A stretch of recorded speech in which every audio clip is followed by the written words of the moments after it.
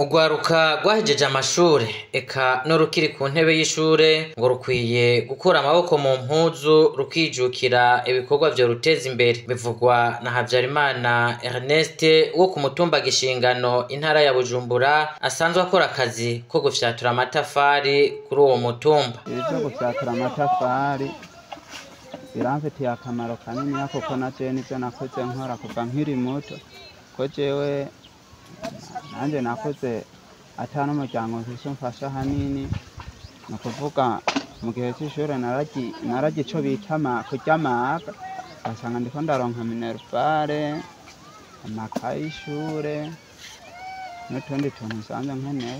Uravye ibi bikorwa vyinshi bikora mbere n'abanyeshure benshi baraharonkera minervare, amakaye n'utundi dukoresho baba basanzwe bakeneye. Ku badasanzwe n'abari abanyeshure nabo baraharonkera agatahe bagashobora kwikenura mu muryango, kuko amatafari bayabumvye barayagurisha. Hama kugira abantu bige imigambi wo gufyaturira ngaha anye, babonye isi itera inyerera imanuka, hama abantu baca barayitegereza babona, kubera nariga benshi araho bari basanze baguze, baca babona yuko batohomba ivyongo n'amafaranga, bacohitamwo benshi barahakotesha ngaha anye, benshi rero bafyaturamwo aya matafari. Narirya dusanzwe turi mu mugambi w'iterambere abantu kugira bubake nyene inzu nziza, ndibaza aho waciye henshi kuri kano gatsimbiri urabona yuko amazu yaho menshi yubakishije amatafari ahiye nyene kijambere. Nibaze yuko ngaho inzu z'ikinombori zisanzwe zihari ubu unye ari nkeya. Benshi nico bituma baca bafatira umugambi wo kuhafyaturamwo buno butafari buto buto. Ico gikorwa rero ngo kirafashije imiryango itari mike nk'uko bivugwa na Kezumukiza Joseline.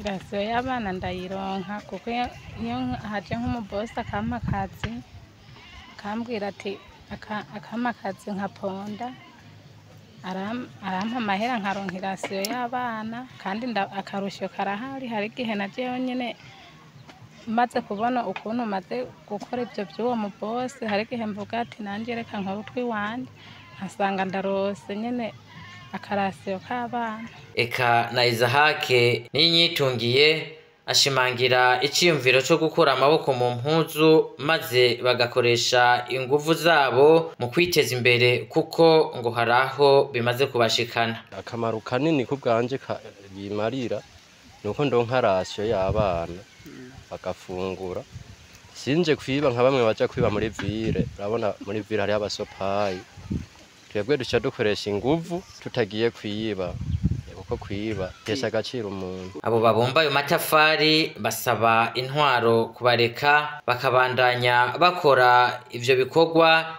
narirya ngo babikora bibuka itegeko ryo gukingira ibidukikije. Isi yari kisa niriko iratemba igenda, kandi bene ubutaka nabo baba bariko bagira ntibahomba. Iciyongeye ko hariho inzu yari isanzwe ahanyene mpagaze, isa yaratwawe. Umva imaze gutwarwa nyene kubaka abayinjire mu ruhombo rudasanzwe. Rero twebwe nk'abikorera twashiye tumvikana ba nyene ubutaka bavuga ati murabe muduhe udufaranga dukeya kugira ngo dupunguruze uburemere bw'inosi, kuko hariko haratwagwa. Natwe tugasha tuza tukarondereraho ubuzima mugabo tutonona kugira dupunguze uburemere bw'aha hantu, kuko nta n'umuntu ari buze kuhagura ngo ahashire akaruri.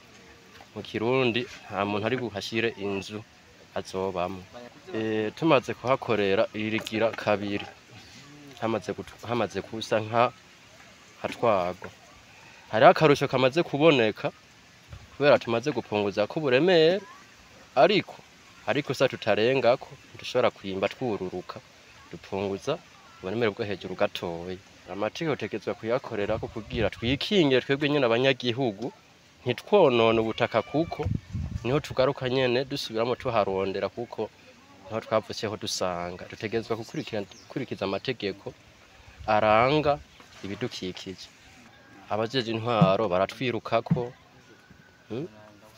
tukababwira ati burya ntituko turonona ariko bongera nyene kugaruka kandi nyene bagaruka rimwe kabiri gatatu ariko twebwe bene gihugu ntituko twonona ubutaka ibidukikije ikibazo kigaruka kwisi twebwe haduhagaze nyene haturi kubera hagize ntihatwawe n'inzu zimwe ziratwawe